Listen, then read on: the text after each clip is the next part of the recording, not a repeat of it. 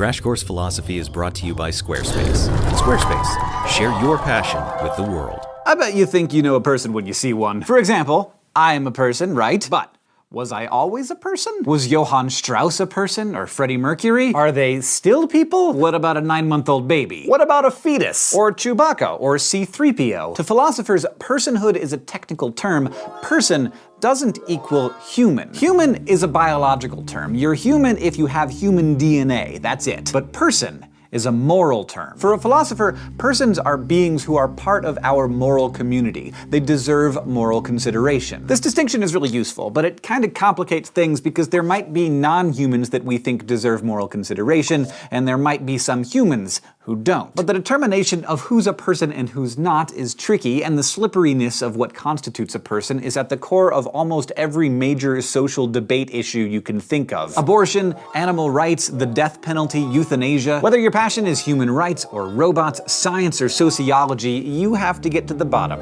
of personhood.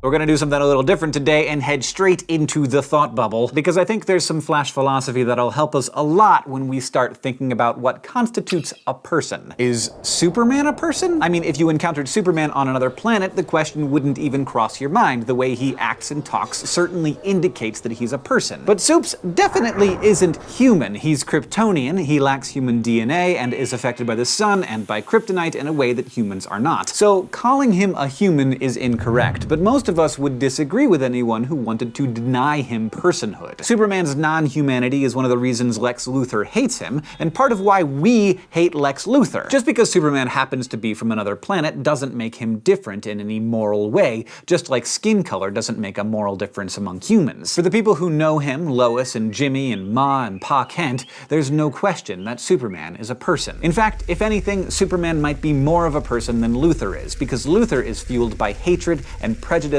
and a lust for power. He's less deserving of moral consideration than Superman. So if Superman is more of a person than Lex, then humanity definitely isn't what makes someone a person. So yeah, is Thought Bubble a person?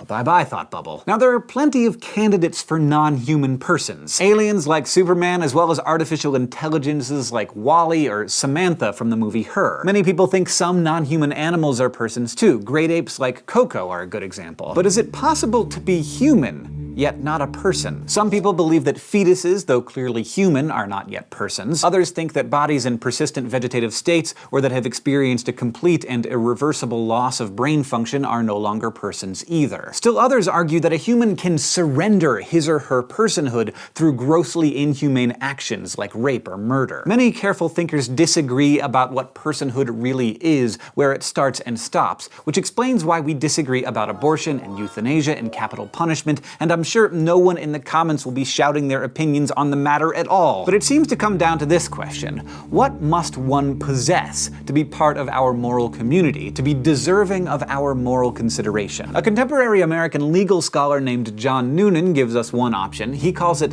the genetic criterion. This view says that you are a person if you have human DNA, and you are not a person if you don't. The virtue of this view is its simplicity, but its implications are so problematic that most philosophers dismiss it. If all you need to be a person is human DNA, then like, my mouth cells are persons.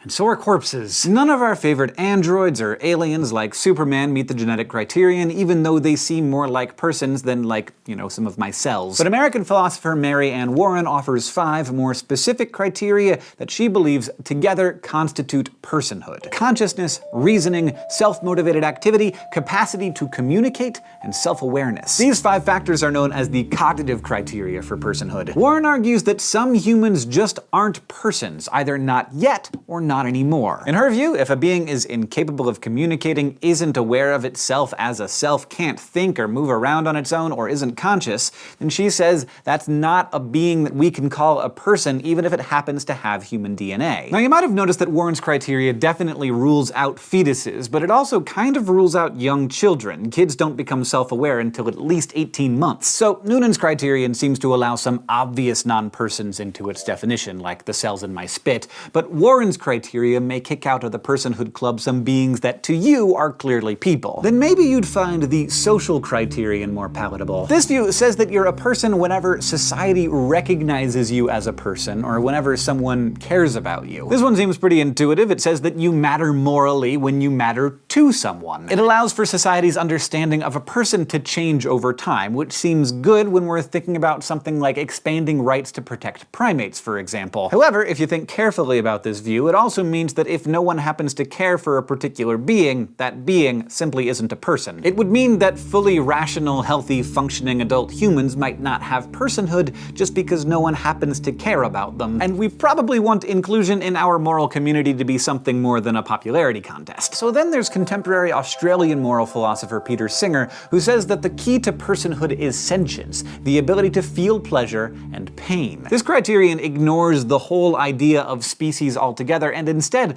looks at a being's capacity to suffer. This view says that it's wrong to cause unnecessary pain to anything that can feel, but if it can't feel, well, we do no harm by excluding it from the group of beings that matter. So fetuses younger than at least 23 weeks are not persons, nor are humans in persistent vegetative states, but any animal with a developed central nervous system is a person. Now, some people think that personhood is a right, a sort of ticket to the moral community that you forfeit when you violate the laws of society in a major way. In this view, you can surrender your own personhood through grossly inhumane actions. This line of reasoning is one way people justify capital punishment. Yes, killing people is wrong, they might say, but if a criminal has surrendered their personhood through their actions, then they're no longer a person anymore, so we as members of the state would think ourselves justified in killing them. Now, so far we've been talking about personhood like it's a toggle switch. You have it or you don't. But a more nuanced option is the gradient theory of personhood, which says it's not all or nothing. It's more like a dimmer switch. So personhood comes in degrees, and you can have more or less of it. So in this view, a fetus would grow slowly in personhood throughout pregnancy as cognition develops. So a 26-week-old fetus would have less personhood than a 34-week-old fetus, which would have less personhood than a newborn baby, who would have less personhood than a toddler. And likewise, personhood can be lost as gradually as it can be gained. A lot of people think this is a reasonable way to look at the issue. For instance, you might think a fetus has some degree of personhood and so deserves moral consideration, but when the fetus is compared with its mother, a being with far more personhood by this logic, then the interests of the being with more personhood gets more weight. So this doesn't deny the personhood of either being, but it allows that some beings have more personhood than others. This stuff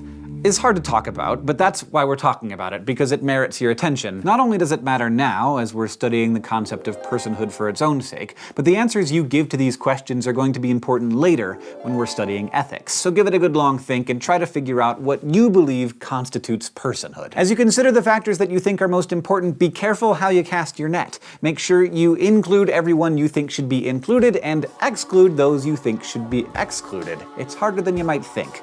Good luck. Today, we talked about personhood.